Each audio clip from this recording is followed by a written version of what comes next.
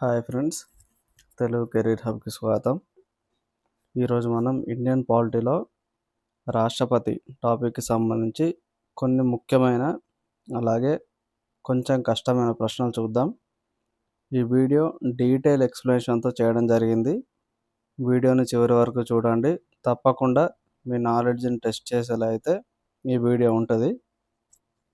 Late చేయకుండా వీడియోలోకి వెళ్ళిపోదాం. ఈరోజు మన మొదటి ప్రశ్న, మనకు స్టేట్మెంట్ వచ్చేసి రాష్ట్రపతి ఎన్నికల్లో ఓటింగ్ నైష్పత్తిక ప్రాతినిధ్య పద్ధతి ద్వారా జరుగుతుంది. రాష్ట్రపతి ఎన్నికల్లో సింగిల్ ట్రాన్స్ఫరబుల్ ఓటు పద్ధతి అనుసరిస్తారు. రాష్ట్రపతి ఎన్నికల్లో ఓపెన్ బ్యాలెట్ విధానం ఉంటుంది. దీంట్లో స్టేట్మెంట్స్ వచ్చేసి ఏ 1,2 మాత్రమే కరెక్ట్, బి 2,3 మాత్రమే కరెక్ట్, సి 1,3 మాత్రమే కరెక్ట్, డి 1, 2, 3 మొత్తం స్టేట్మెంట్స్ కరెక్ట్. మనం ఆన్సర్ చూసుకుంటే ఫస్ట్ ఆప్షన్, రాష్ట్రపతి ఎన్నికల్లో ఓటింగ్ అనేది నైష్పత్తిక ప్రాతినిధ్య పద్ధతి ద్వారా జరుగుతుంది. ఇది మన అందరికీ తెలుసు, అది కరెక్టే. నెక్స్ట్, సింగిల్ ట్రాన్స్ఫరబుల్ ఓటు అంటే ఏక ఓటు బదలాయింపు పద్ధతి. ఇది మనకు రాష్ట్రపతి ఎన్నికల్లో ఎస్టీవీ పద్ధతిలోనే అనుసరిస్తాం. మనకు థర్డ్ ఆప్షన్ వచ్చేసి రాష్ట్రపతి ఎన్నికల్లో ఓపెన్ బ్యాలెట్ విధానం అనేది ఉంటుందని ఇచ్చిండు. అయితే ఈ స్టేట్మెంట్ అనేది రాంగ్. మనకు క్లోజ్డ్ బ్యాలెట్ పద్ధతి అనేది రాష్ట్రపతి ఎన్నిక కోసం మనం యూజ్ చేస్తాం. కాబట్టి ఆన్సర్ 1 and 2 మాత్రమే correct. Option A is correct answer. ఇందులో మనకు బహుళ సభ్యుల నియోజకవర్గాలు, ఒక ప్రత్యేక ఓటింగ్ విధానం అనేది రాష్ట్రపతి ఎన్నికకు కానీ ఉపరాష్ట్రపతి ఎన్నికకు, అలాగే రాష్ట్రాలలో ఎమ్మెల్సీ శాసన మండలి సభ్యుల ఎన్నికలకు ఈ పద్ధతిని మనం ఉపయోగించడం జరుగుతుంది, నైష్పత్తిక ప్రాతినిధ్య పద్ధతి అని. దీంట్లో వచ్చేసి ఓటింగ్ విధానం అనేది ఓటు బదలాయింపు సింగిల్ ట్రాన్స్ఫరబుల్ ఓటు పద్ధతిని అనుసరిస్తాం. అంటే మనం ప్రాధాన్యత ప్రకారం నెంబరింగ్స్ అనేది ఇవ్వాల్సి ఉంటుంది. ఎవరెవరికి ఓటేయాలి, ఫస్ట్ ఎవరికి వేయాలి, సెకండ్ ఎవరికి ఓటేస్తున్నాం, థర్డ్ ఎవరికి ఓటేస్తున్నాం అని ప్రాధాన్యత ఓట్లు అనేటివి ఇవ్వడం జరుగుతుంది. దాంట్లో చివరిగా ఓటు ఎవరికైతే వచ్చిందో వాళ్ళకు మెజారిటీ రాకపోతే వాళ్ళని తొలగించి వాళ్ళకు సెకండ్ ఆప్షన్ కింద ఎవరైతే ఉన్నారో వాళ్ళకు ఆ ఓట్లను బదలాయించడం అనేది జరుగుతుంది. మనకు రాష్ట్రపతి ఎన్నికకు సంబంధించి 2 ఆర్టికల్స్ అనేటివి ఇంపార్టెంట్. దాంట్లో రాష్ట్రపతిని ఎలా ఎన్నుకుంటారు ప్లస్ ఎవరు ఎన్నుకుంటారు, ఈ 2 అనేటివి రాష్ట్రపతి ఎన్నికలకు సంబంధించి ఇంపార్టెంట్. ఆర్టికల్ 54 అనేది రాష్ట్రపతిని ఎవరు ఎన్నుకుంటారు, ఎవరెవరు ఎన్నుకుంటారు, మనకు MLA, MP, Rajya Sabha, Lok Sabha MPs, వీళ్ళు మనకు రాష్ట్రపతి ఎన్నికల్లో ఓటు హక్కు అనేది ఉంటుంది. అలాగే ఎన్నిక విధానం ఎలా ఎన్నుకుంటారంటే ఇప్పుడు మనకు తీసుకున్న ఈ 3 స్టేట్మెంట్స్ కూడా ఆర్టికల్ 55కి సంబంధించిన ఆప్షన్స్. ఎన్నిక విధానం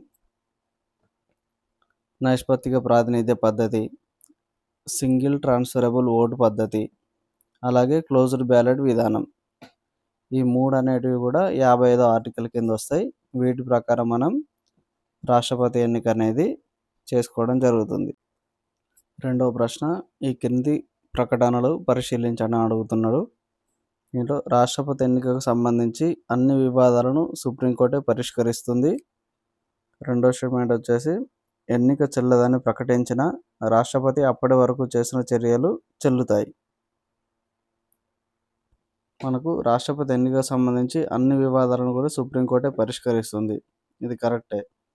ఇది మనకు 71వ ఆర్టికల్ ప్రకారం ఏదైనా వివాదాలు రాష్ట్రపతికి సంబంధించి ఉంటే వాటికి సంబంధించిన తీర్పులు ఇవ్వడం ఒక సుప్రీంకోర్టుకి అధికారం ఉంది.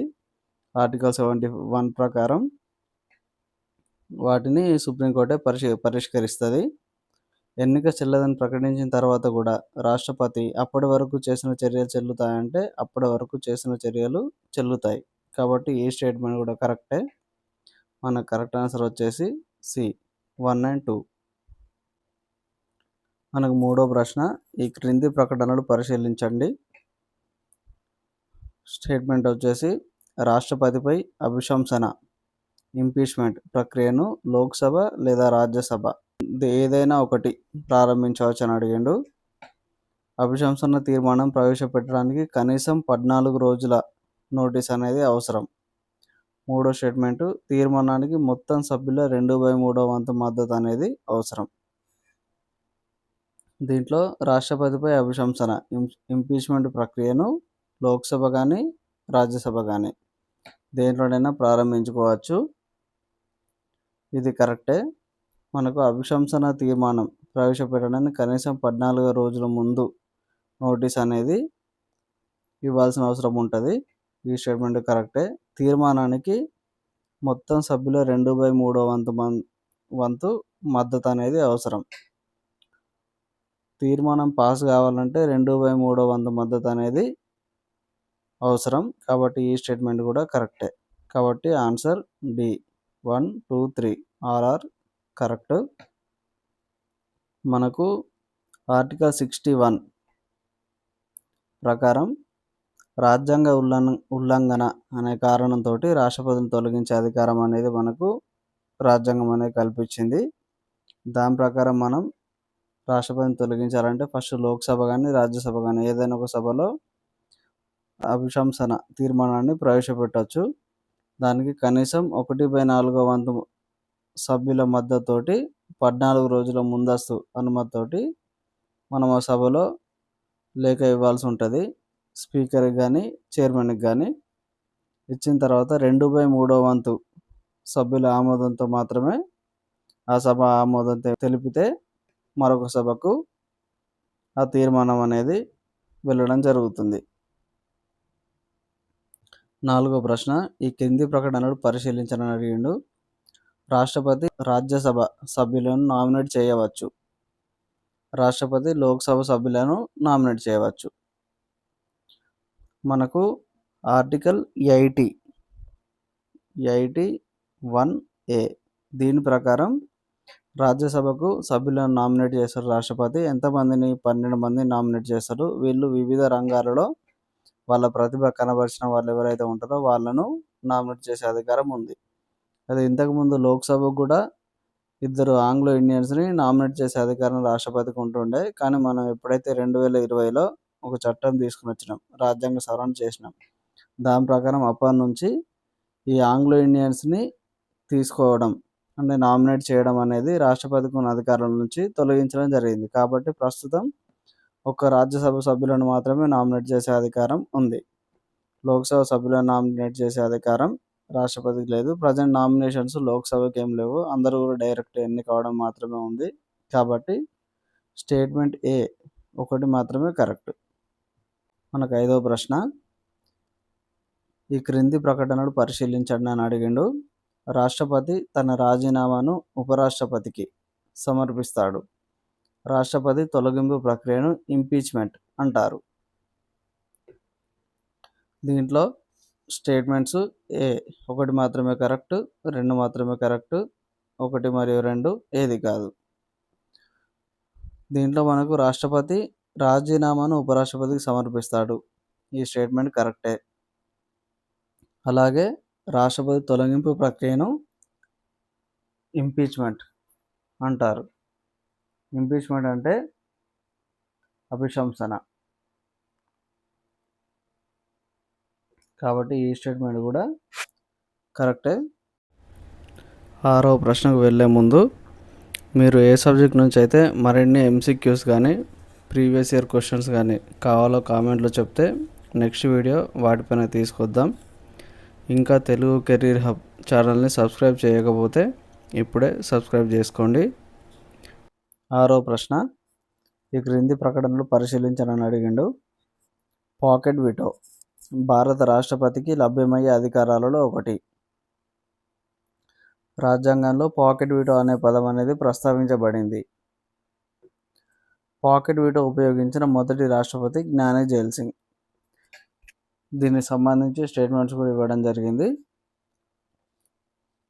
ముందుగా చూసుకుంటే పాకెట్ వీటో అనేది భారత రాష్ట్రపతికి లభ్యమయ్యే అధికారాలలో ఒకటి. మనకు తెలిసిందే వీటోలు 3 ఉన్నాయి మొత్తం మనకు రాష్ట్రపతికి. దాంట్లో suspensive veto, absolute veto, pocket veto. కాబట్టి ఫస్ట్ స్టేట్మెంట్ కరెక్ట్. నెక్స్ట్, రాజ్యాంగంలో పాకెట్ వీటో అనే పదం ప్రస్తావించబడింది అని అడిగింది. కానీ మనకు రాజ్యాంగంలో ఎక్కడ కూడా పాకెట్ వీటో గురించి ప్రస్తావించబడలేదు. డైరెక్ట్గా పదం మెన్షన్ చేయలేదు. వీటో అధికారాల గురించి ఉంది కానీ పాకెట్ వీటో అనే పదం అనేది ఎక్కడ లేదు. కాబట్టి ఈ స్టేట్మెంట్ తప్పు. పాకెట్ వీటో ఉపయోగించిన మొదటి రాష్ట్రపతి జ్ఞాని జైల్ సింగ్. ఇది కరెక్టే. మనకు 1986 సంవత్సరంలో పోస్టర్ బిల్ అనే విషయంలో అప్పుడున్న రాష్ట్రపతి జ్ఞాని జైల్ సింగ్ గారు మనకు పాకెట్ వీటోను ఉపయోగించడం జరిగింది. అంటే బిల్లుకు ఆమోదం తెలుపకుండా, అలాగే తిరిగి పంపించకుండా, తిరస్కరించకుండా తన దగ్గర ఉంచుకోవడాన్ని పాకెట్ వీటో అంటాం. కాబట్టి ఇచ్చిన వాటిలో కరెక్ట్ ఆన్సర్ ఏముంది? ఏ 1 అండ్ 3. బి 1 అండ్ 3 మాత్రమే కరెక్ట్. మనకి ఈ ఆన్సర్ కరెక్ట్ అవుతుంది. 7వ ప్రశ్న, కింది ప్రకటనలు పరిశీలించండి అని అడిగిండు. దీంట్లో రాష్ట్రపతి ఆర్డినెన్స్ను జారీ చేయగలడు, అలాగే పార్లమెంటు సమావేశంలో ఉన్నప్పుడు కూడా ఆర్డినెన్స్ జారీ చేయవచ్చు అనే స్టేట్మెంట్స్ ఇచ్చిండు. దీంట్లో రాష్ట్రపతి ఆర్డినెన్స్ జారీ చేయవచ్చు, ఫస్ట్ స్టేట్మెంట్ కరెక్టే. మరి ఏ ఆర్టికల్ ప్రకారం జారీ చేయవచ్చు? ఆర్టికల్ 123 ప్రకారం రాష్ట్రపతి ఆర్డినెన్స్ అనేది జారీ చేయవచ్చు. దీని కాల వ్యవధి వచ్చేసి ఆర్డినెన్స్ది 6 నెలల వరకు ఉంటుంది. 6 నెలలు ప్లస్ మనం మళ్ళీ అప్పటి వరకు పార్లమెంట్ సమావేశం కాకపోతే ఇంకొక 45 రోజులు టైం ఉంటుంది. అంటే ఆర్డినెన్స్కి మొత్తంగా గరిష్ట కాల పరిమితి 7.5 నెలలు అనేది ఉంటుంది. ఈ 7.5 నెలల్లో ఆ ఆర్డినెన్స్కి చట్టబద్ధత తీసుకురావాలి. లేదు అని పార్లమెంట్ సమావేశం పెట్టి లోక్సభ, రాజ్యసభ ఆమోదం తీసుకొని దాన్ని చట్టబద్ధత తీసుకురావాలి. లేదు అని అంటే సమావేశాలు అయిన తర్వాత కూడా మళ్ళీ ఆర్డినెన్స్ని పొడిగించుకునే అధికారం అనేది ఉంటుంది. మరి పార్లమెంటు సమావేశంలో ఉన్నప్పుడు ఆర్డినెన్స్ జారీ చేయవచ్చా?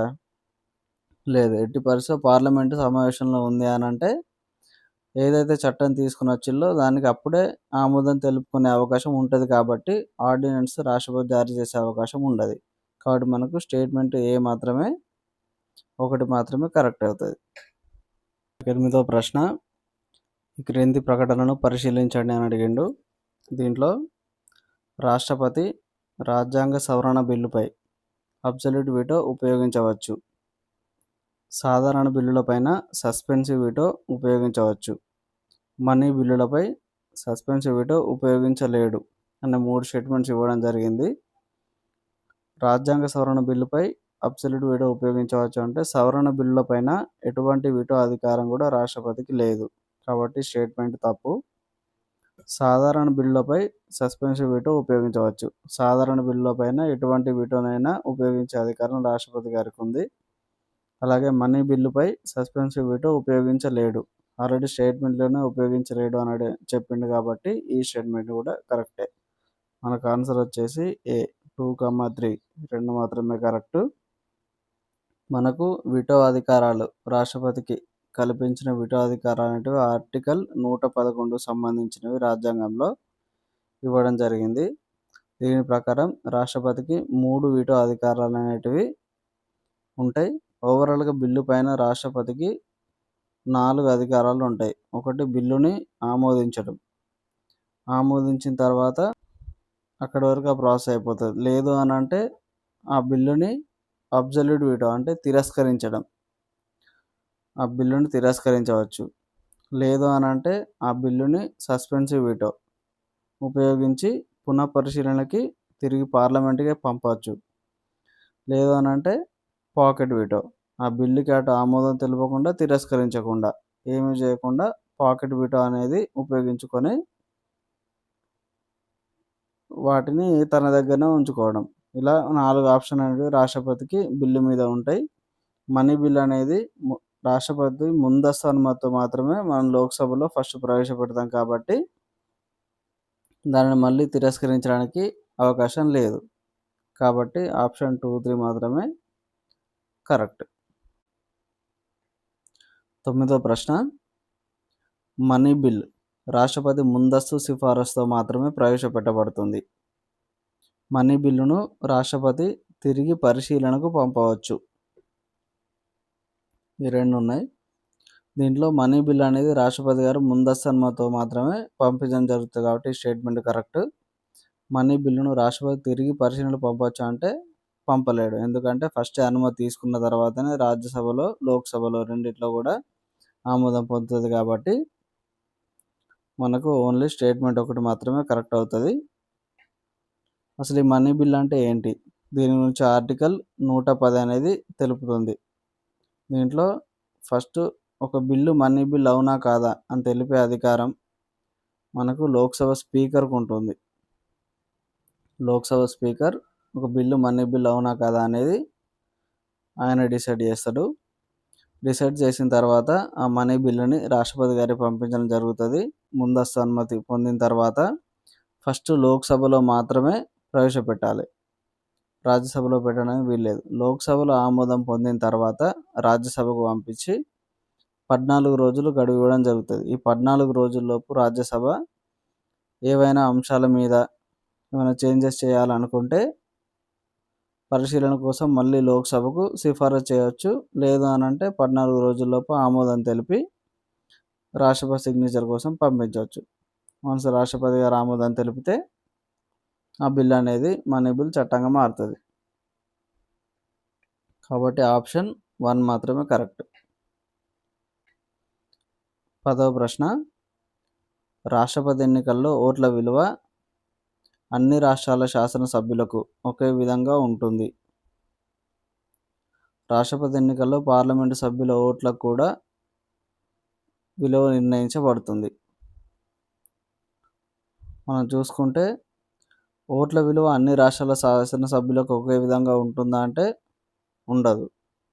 ఒక్కొక్క స్టేట్కి ఒక్కొక్క విధంగా ఎమ్మెల్యేలు, రాష్ట్ర శాసనసభ్యులు అంటే ఎమ్మెల్యేలు కదా, ఎమ్మెల్యేలు అందరికీ ఒకే విధమైన ఓటు విలువ అనేది ఉండదు. అక్కడ ఉన్న జనాభా ఆధారంగానే ఓటు విలువ అనేది నిర్ణయించబడుతుంది. ప్రజెంట్ మనకి ఇండియాలో హైయెస్ట్ యూపీలో ఉన్న ఎమ్మెల్యేలకి దాదాపుగా ఒక్క ఓటుకి 200 ఓట్ల విలువ ఉంటే సిక్కింలో ఉన్న ఎమ్మెల్యే ఓటు విలువ 7 మాత్రమే ఉంది.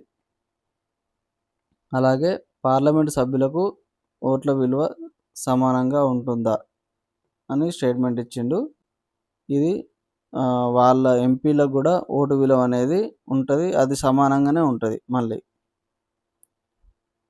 రాజ్యసభ లోక్సభ ఎంపీల ఓట్ల విలువ అనేది అందరికి కూడా 2022 జరిగిన రాష్ట్రపతి ఎన్నికలకి ప్రతి ఎంపీ ఓటు విలువ 700 మాత్రమే ఉంది.